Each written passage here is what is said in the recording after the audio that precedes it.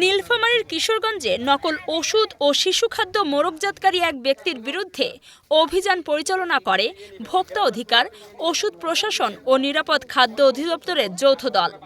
সোমবার ৮ই ডিসেম্বর দুপুরে কিশোরগঞ্জ সদর ইউনিয়নের বাজে ডুমুরিয়া সরকারপাড়া গ্রামে অভিযুক্ত হান্নানের ছেলে রব্বানীর বাড়িতে অভিযান চালানো হয়।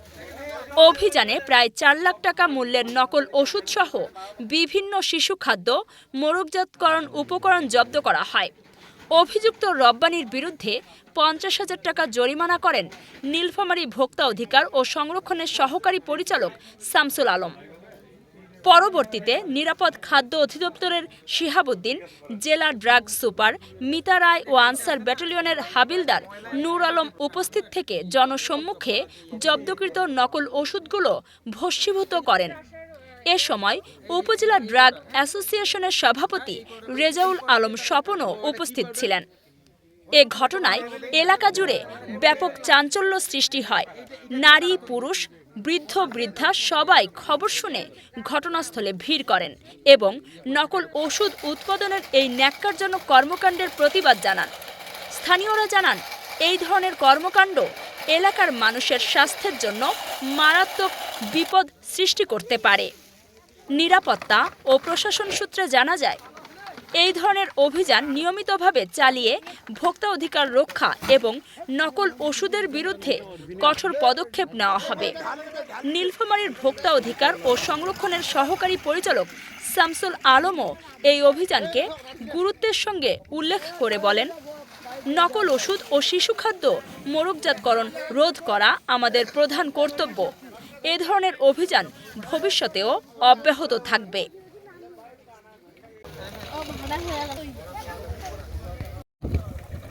আমার সঙ্গে রয়েছেন জেলা নিরাপদ খাদ্য কর্মকর্তা এবং জেলা ড্রাগস অফিসার।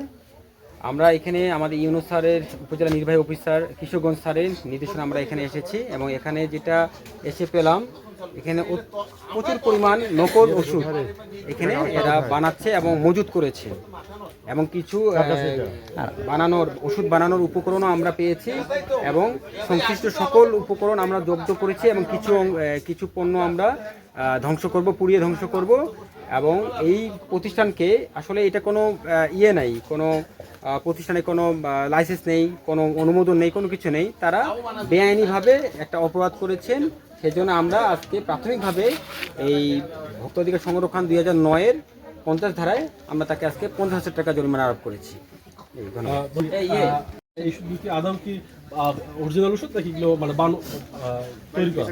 সেটা আমরা যখন এখানে আসার পরে ওনাদের এই ওষুধ দেখার পর ওষুধের কোয়ালিটি এবং ওষুধ যারা যেভাবে তৈরি করছে এটা দেখে আমরা আইডেন্টিফাই করলাম যে ওষুধগুলো নকল ওষুধ। এবং এখানে যে রাসার যে মানে এই ওষুধটা যে রাসার, এটা হচ্ছে আমি আমার নিজের খোঁজ দিয়ে দেখেছি যে রাসার কোনো রিপ্রেজেন্টেটিভ এখানে নেই। তার মানে এই ওষুধগুলো এবং ওই ওষুধগুলো যেখানে তৈরি হচ্ছে তার মানে মেশিন এখানে আছে আর কি। তো এটা থেকে বোঝা যাচ্ছে যে ওষুধগুলো নকল ওষুধ। এই ওষুধগুলো খেলে মানুষের কি ধরনের মানুষের পার্শ্ব প্রতিক্রিয়া হতে পারে?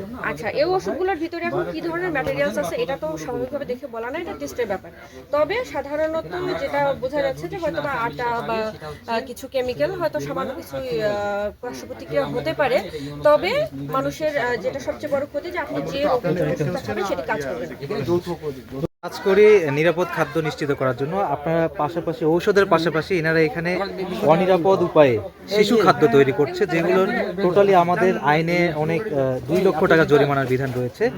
আমরা শুধু নিরাপদ খাদ্য যেগুলো, আমি আসলে সোর্স পেয়েছিলাম যে অনিরাপদ উপায়ে তারা খাদ্য তৈরি করছে, পাশাপাশি আমরা এসে দেখলাম যে এখানে ভেজাল ঔষধ তৈরি হচ্ছে। তো এখানে আমাদের আইনে যেটা বলে সেটা হলো, আমাদের আইনের 23 ধারায় বলা আছে যে 2 লক্ষ টাকা